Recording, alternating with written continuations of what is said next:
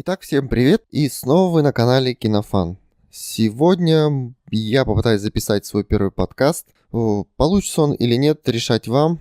Если честно, я когда думал, о чем записывать подкаст, я даже не нашел тему, и поэтому просто решил прочитать вам книгу.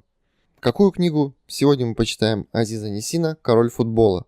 Если кто-то читал эту книгу и кому-то она понравилась, то можете высказывать свои комментарии. Интересно, есть в подкастах комментарии? Ну, неважно.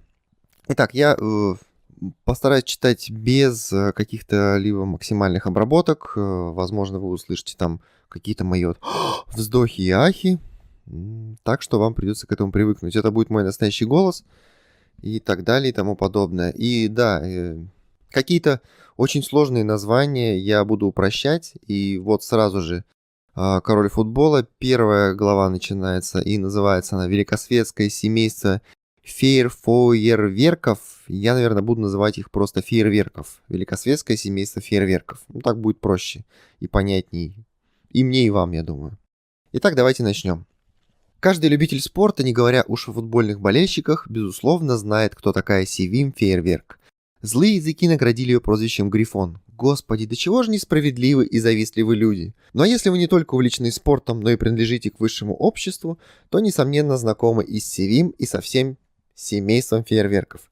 Вы еще не забыли, как в прошлогодних гонках яхтсменов Севим буквально свела всех с ума, и зрителей, и спортсменов, сделав неожиданное заявление: «Я учреждаю гран-при для победителя». На следующий день об этом гран-при писали не только в спортивных отчетах, но и в разделах Великосветской хроники. Гонку, как и следовало ожидать, выиграл Суат Негритос. «Ну», — развязно сказал он Севим, — «выкладывай свой гран-при». Усыпавшие побережье болельщики готовы были держать пари, что наградой Суату станет поцелуй красавицы Севим. Их убогое воображение не шло дальше подобной банальности. Однако у девушки были на этот счет свои соображения. Она непринужденно расстегнула платье, решительным жестом, будто выдернув кольцо парашюта, сорвала с себя алый бюстгальтер, а затем церемонно, как верительную грамоту, вручила его ошалевшему победителю. Тот лишь секунду помедлил, потом сгреб в охапку девушку и в тот же миг очутился вместе с ней на яхте. Почтеннейшая публика еще не пришла в себя, как на мачте победно взвился алый гран-при, и яхта ринулась на всех парусах в неоглядную даль мраморного моря, подальше от любопытных глаз.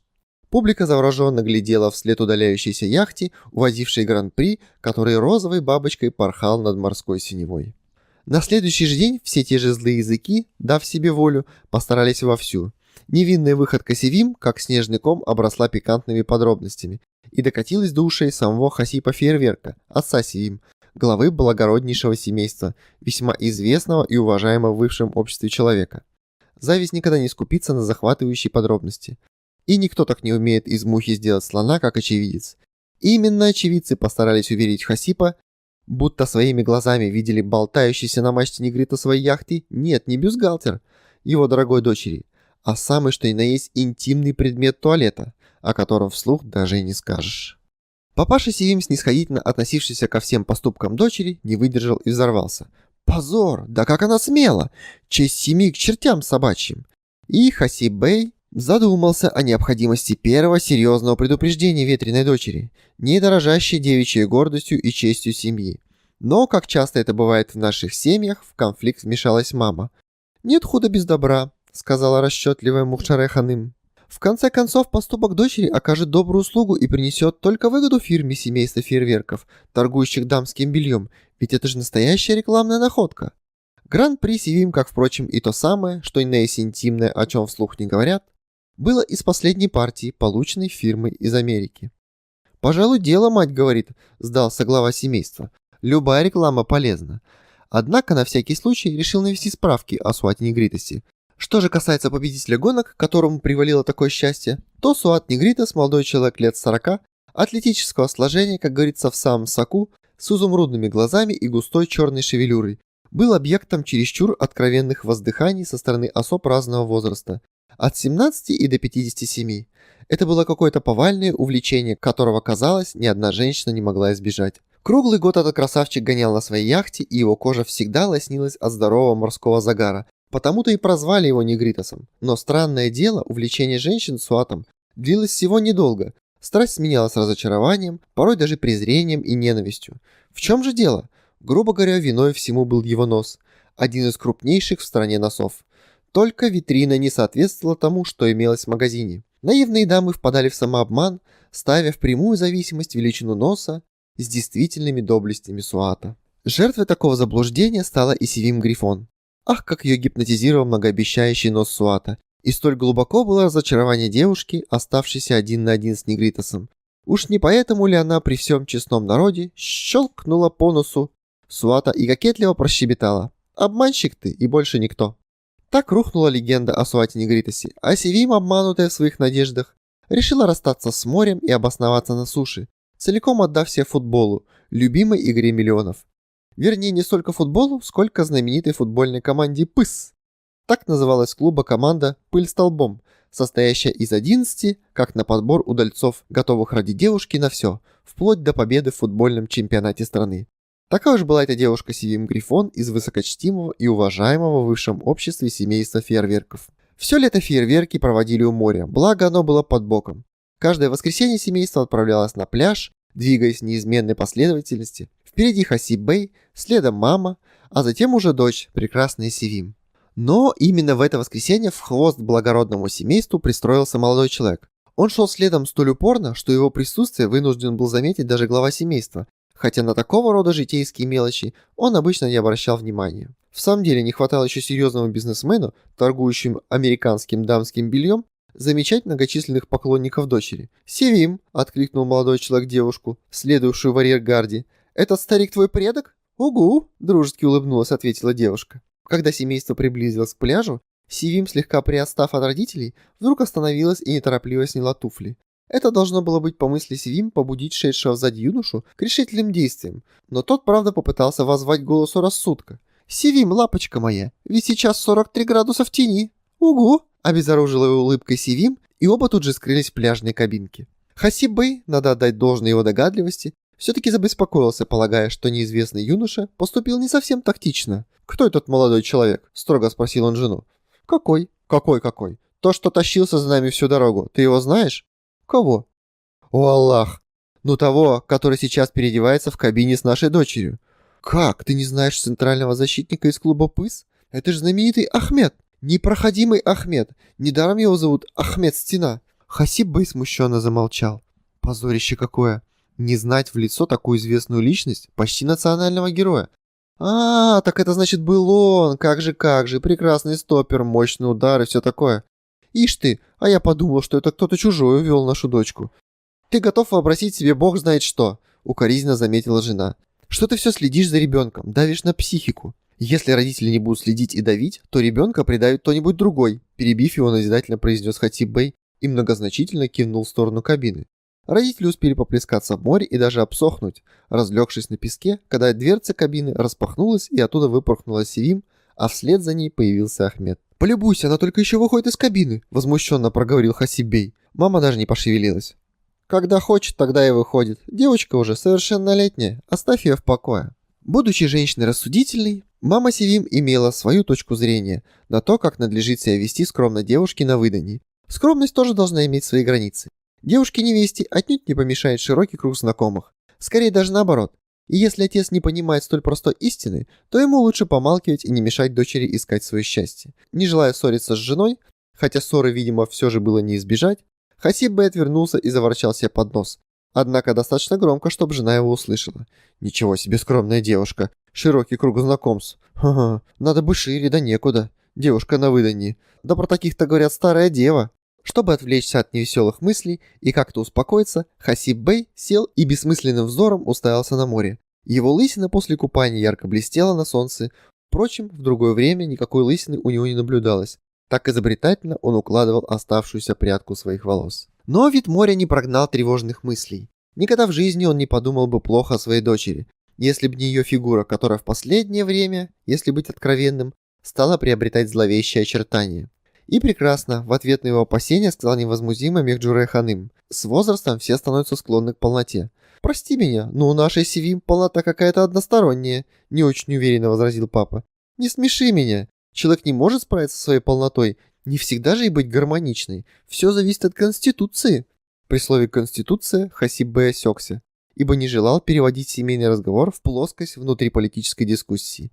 Мать очаровательной Севим была твердо убеждена, что беспокойство супруга лишены основания. Современный уровень медицины, справедливо полагала она, и просвещенность нынешних девушек исключают необходимость каждодневно напоминать детям о мерах элементарной предосторожности. Тем не менее, после разговора на пляже, Мехджуре Ханым на всякий случай повела дочь к известному врачу, с давних пор пользовавшему это великосветское семейство. «О, доктор, ваша честь, наша честь, ее честь, честь семейства и даже фирмы».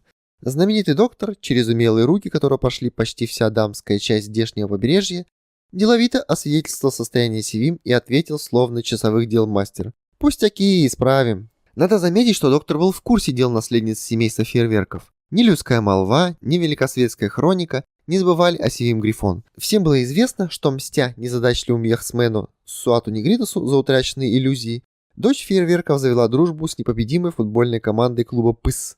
Дружба не осталась бесследной, и грязное пятно могло, конечно, запятнать честь семейства и фирмы. Однако доктор был мастером своего дела и умело вывел пятно. Понятно, что за срочность и высокое качество всегда существует наценка. Так что известный пятновыводитель хорошо заработал, спасая честь этой семьи.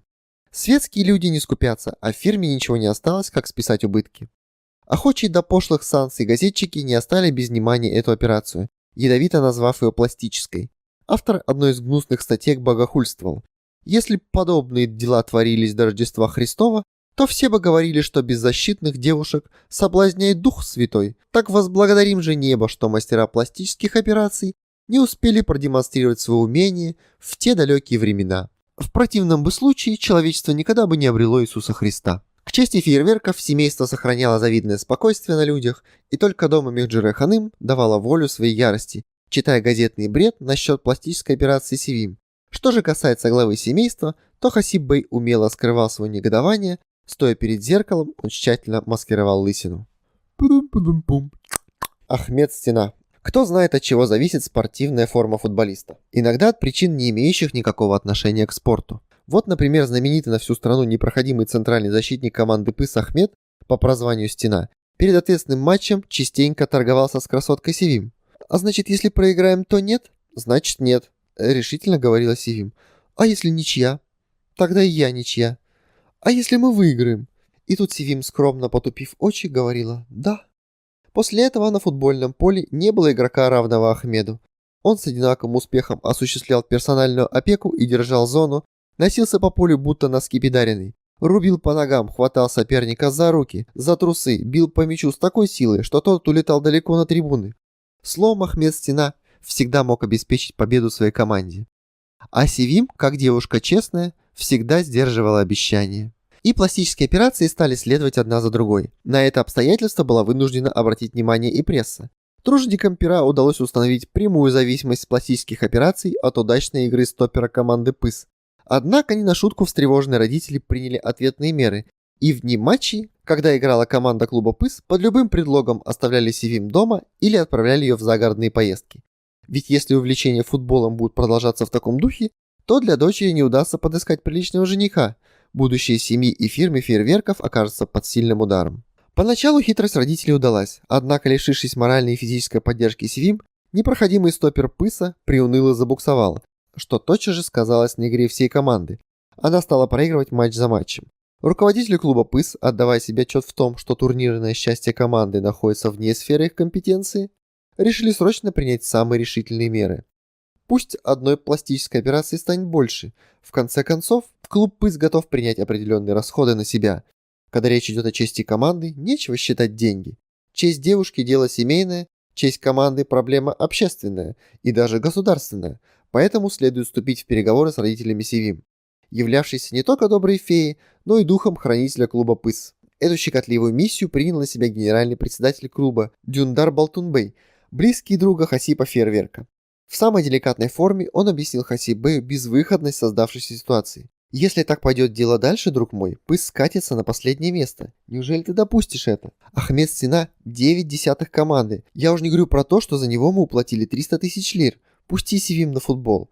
Балтун Бей решил взять быка за рога. «Когда твоя дочь на трибуне, Ахмед превращается в стену неприступной крепости. А если ее нет, стена рушится, и крепость берут враги. Страстная пламенная речь Дюндара Балтунбея произвела на папашу фейерверка огромное впечатление. Шутка ли? 9 десятых пыса. 300 тысяч лир. Лучшим выходом из этой ситуации, эффектно закончил свою речь Балтунбей, была бы свадьба Ахмеда и Севим. Потрясенный Хасиб Бей чуть было не спросил, почему же тогда Ахмед не женится, но осекся, вовремя взяв себя в руки. Зачем фейерверкам этот брак? У Ахмеда ни денег, ни положения в обществе. Кроме того, Ахмеда при всем желании не отнесешь к интеллектуальной элите, не говоря уже о том, что он забулдыга и самый вульгарный картежник. В то же время Хасиб Бей был крайне польщен и даже горд, узнав от Балтунбея, какое, оказывается, значение имеет его дочь в судьбе Пыса и знаменитого защитника этого клуба. И если б не карты, то можно было бы согласиться на брак с Севим, с этим необыкновенным, непроходимым защитником, и даже открыть для дядя небольшой спортивный магазинчик. В общем, он готов посоветоваться с супругой, так и сказал Хасиб Бей на прощание генеральному председателю Балтунбею. В ту же ночь супруги Фейерверк впервые серьезно говорили о будущем своей дочери. Разговор получился недлинным. «Надо поскорее выдать Севим замуж», — сказала мамаша и добавила. «Был бы муж, а уж там...» «Конечно», — согласился папаша. «После свадьбы пусть муж и следит за ней. Выйдет замуж, тогда может вдохновлять кого угодно. Хоть Ахмета Стену, хоть Суата Негритаса, мне все равно». Уже на следующее утро заботливые родители начали исподволь приглядывать супруга для Севим. Справедливости ради надо отметить, что кандидатура стопера из Пыса не рассматривалась в руководящих кругах семьи фейерверков. Не потому, что он был картежником, кретином и мог работать только ногами. При желании Хасиб Бей нашел бы для него подходящее занятие в системе сбыта дамского белья. Беда была в том, что сам Ахмед Стена и слышать не хотел о женитьбе на Севим. Девушка успела передружить со всеми футболистами основного состава команды Пыс, включая запасных игроков. Добрая фея команды Пыль столбом как бы породнила всех футболистов, сделав их духовными братьями. Поэтому сам Ахмед относился теперь к девушке по-братски и даже уговаривал ее поскорее выйти замуж. После свадьбы, дорогая, наши отношения не будут мозолить всем глаза. Севим соглашалась, но где взять жениха? Широкий круг знакомств оказался на самом деле узким местом в брачном вопросе. Тем не менее, дело не терпело отлагательств, и в один прекрасный день Мехджуре Ханым объявила дочери, что та должна выйти замуж до окончания футбольного сезона. Тун-тун! Вельможный род Шафрензаде. Он отыскался сам по себе. То есть его никто не искал. Пока взоры фейерверков блуждали в поисках ангела по небу, жених брел по грешной земле, не подозревая о надвигающихся событиях. Звали этого несчастного Саид Рыжий сын. Да, действительно, Рыжий сын. Юноша с таким характером, с таким темпераментом был истинной находкой для Севим. В другое время гордая девушка не посмотрела бы в его сторону. Но наступил день, когда мама хлопнула ладонью об стол и решительно сказала: «Или ты сама найдешь себе мужа, или выйдешь за того, кого мы с отцом тебе посватаем». Бедняжка заперлась в своей девичьей комнатке, вслазь поплакала, затем вышла и сказала, что согласна на брак с первым встречным, с первым же попавшимся мужчиной, который не будет вмешиваться в ее дела и топтать ее личную свободу. Саид Рыжий сын, вопреки фамильной традиции, был белобрыс, белобров, белокож и белолиц. Можно было подумать, что его с ног до головы вывалили в муке. Глаза Саида постоянно слезились, ибо белые реснички не защищали их от света. Даже за темными очками глаза были всегда прищурены. Кроме того, молодой человек страдал близорукостью, равной минус 15. Он вечно на что-нибудь натыкался, а его белое тело было разукрашено ссадинами и синяками всех цветов и оттенков. Росту в нем было 184 сантиметра, а веса всего 51 килограмм, поэтому он казался двухметровой жердью. Никто не мог точно определить его возраст. Одни говорили, что ему не менее 40, другие уверяли, что нет и 16.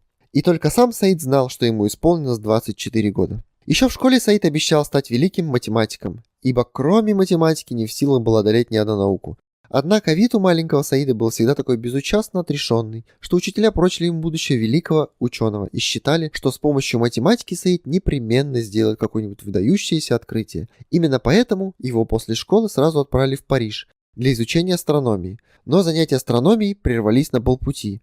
Саиду не удалось открыть никакой новой звезды, зато юноша увлекся астрологией, обнаружив у себя удивительные способности определять местонахождение потерянной или украденной вещи. Этот дар ясновидения белоликий Саид перенял у какой-то темной личности, называвшей себя индийским факиром, магом и волшебником. Саид научился узнавать прошлое и настоящее людей, читать их мысли на расстоянии и бизонного. Поэтому провести или обмануть Саида было невозможно, если он сам себя не обманывал и не впадал в просак из-за своей близорукости и застенчивости. Дар ясновидения очень помогал ему даже в личной жизни. К примеру, если, проснувшись утром, он не мог отыскать свои носки, то не тыкался по всей комнате, а садился за стол и брал карандаш, бумагу и начинал методом исключения вычислять, где же в данную минуту мог находиться тот или иной носок.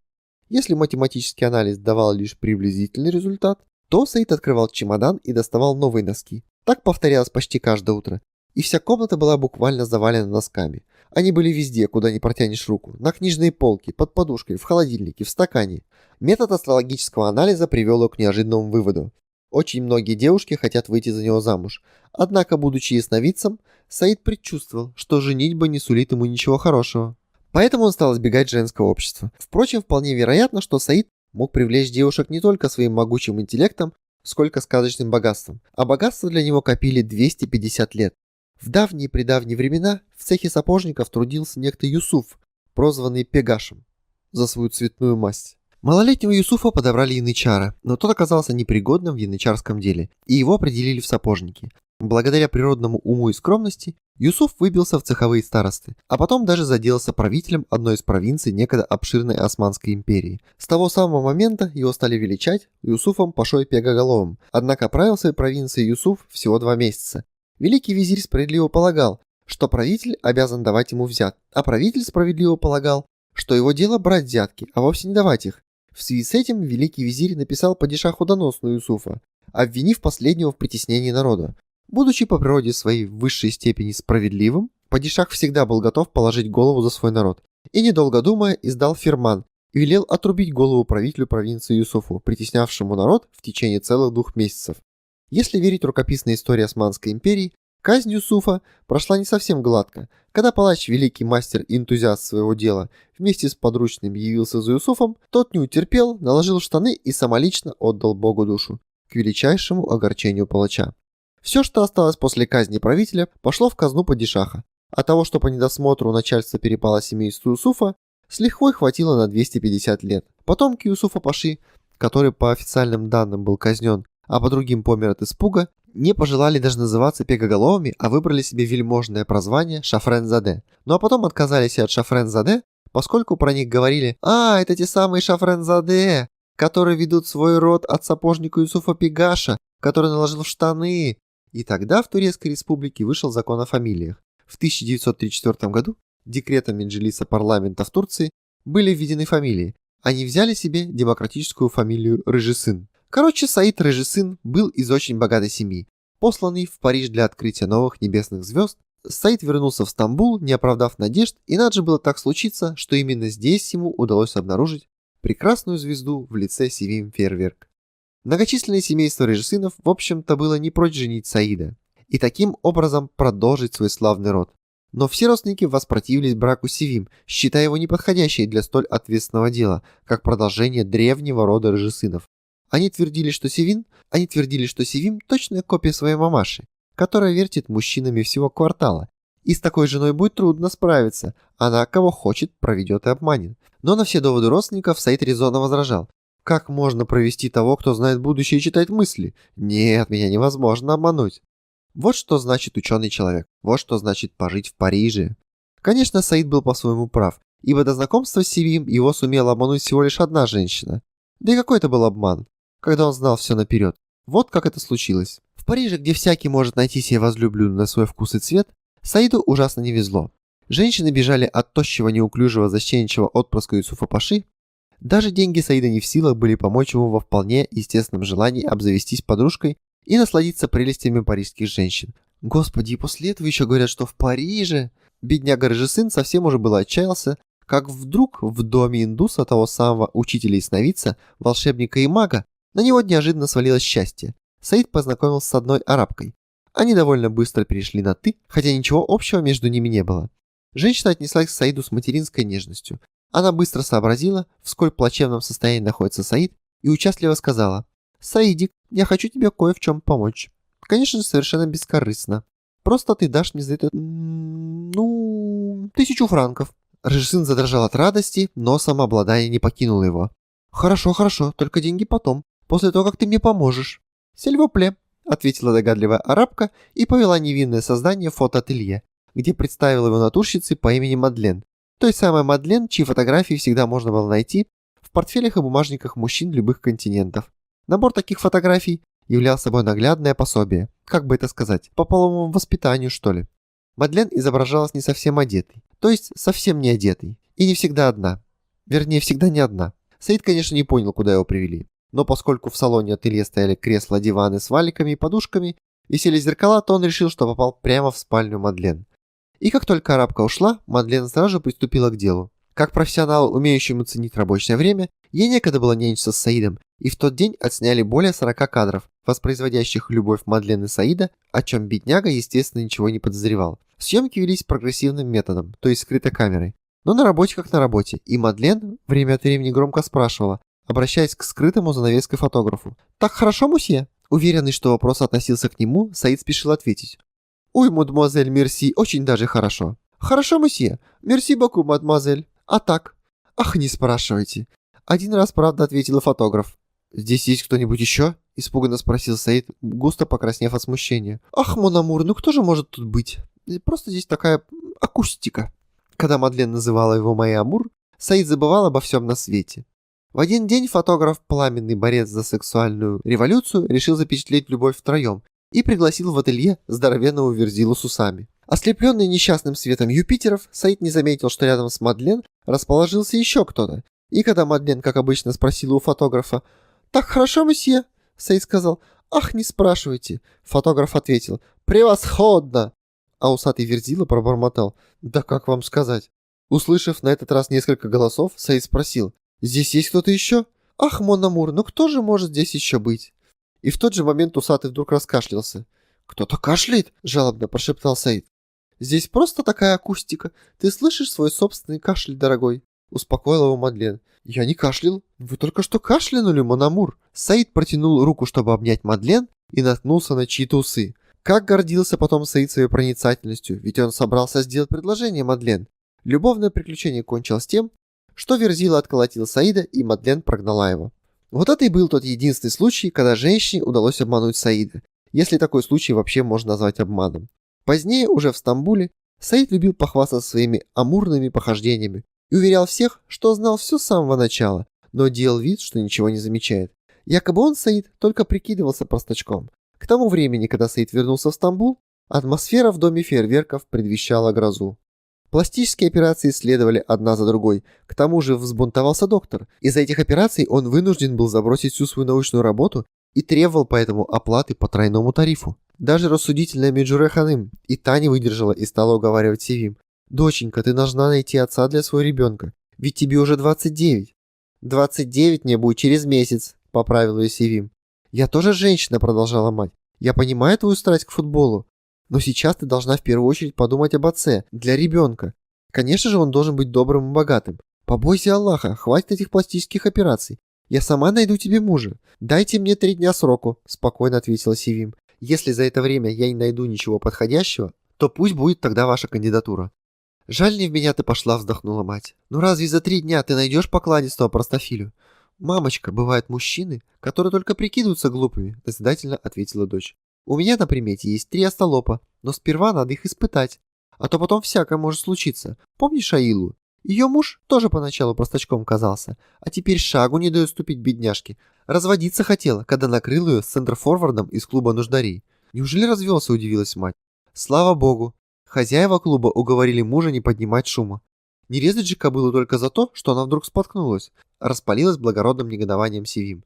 «И мне тоже не хотелось бы омрачать семейное счастье подобными пустяками. Я должна быть абсолютно уверена в своей свободе и независимости после свадьбы. Прошу вас 3 дня, их ведь 3». И вот наступил тот день, когда Севим грифом нашла свою жертву, Саида Режисына, а Саид открыл, наконец, свою звезду. Юный сын знатного рода Шафрен-Заде сам вышел навстречу своей звезде. Он прогуливался с приятелем по проспекту Истекляль и делился с ними своими парижскими воспоминаниями. Что приходит в голову настоящего мужчины при слове «Париж»? Конечно, женщины. А раз так, значит разговор шел, естественно, о них. О Мадлен, тем более, что других женщин Саид и не знал. «Я, конечно, притворялся, ты же знаешь, провести меня не так-то легко». Приятель, только что занявший у Саида 500 лир, охотно поддакивал. «Это уж точно, ты мало не промах. Ловко у тебя получилось». «Еще бы, ведь Мадлен хотела меня провести». «Тебя? Да не на того нарвалась». «То-то и оно. Представляешь, Мадлен клялась мне, что она девушка». «Ну и что?» «А то, что на самом деле у нее оказался муж». «Потрясающе! И как ты же ее расколол?»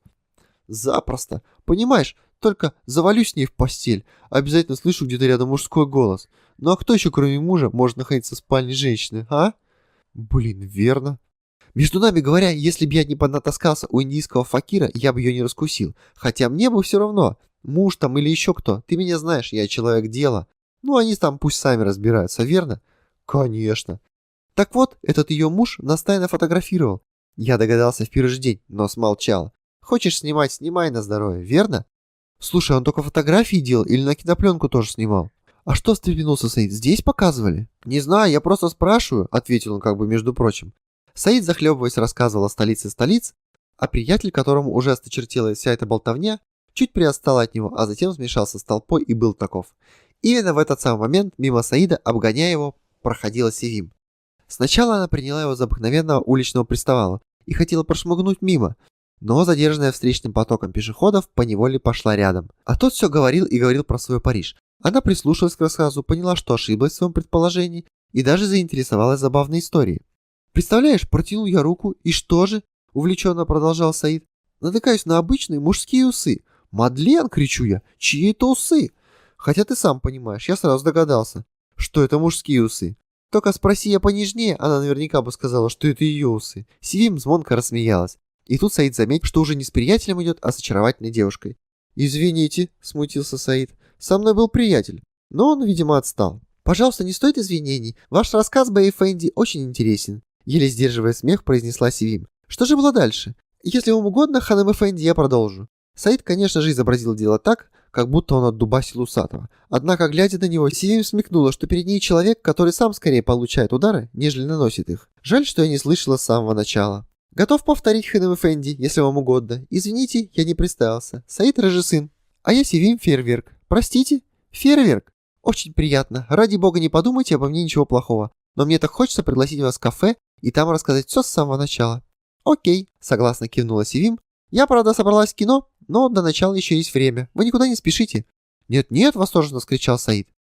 Они зашли в кафе, в котором Севим бывала не раз. Саид принялся рассказывать о Париже, Севим слушала, весело хохотала, и как современная кокетливая девица, привыкшая вести себя непринужденно в обществе мужчин, незначай касалась своего собеседника рукой или прижималась ножкой к его ноге.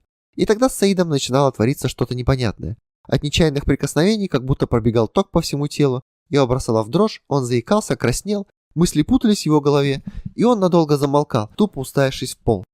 Севим Грифон, словно почуяв добычу, хищным взглядом разглядывала его, стараясь понять, тот ли глупец попался ей в когти, о котором она вела разговор с мамашей. «Вот кто мне нужен», — в трепетном восторге подумала она. «Я сделаю его отцом своего ребенка. Не может же человек так притворяться. В жизни не встречала таких простофиль».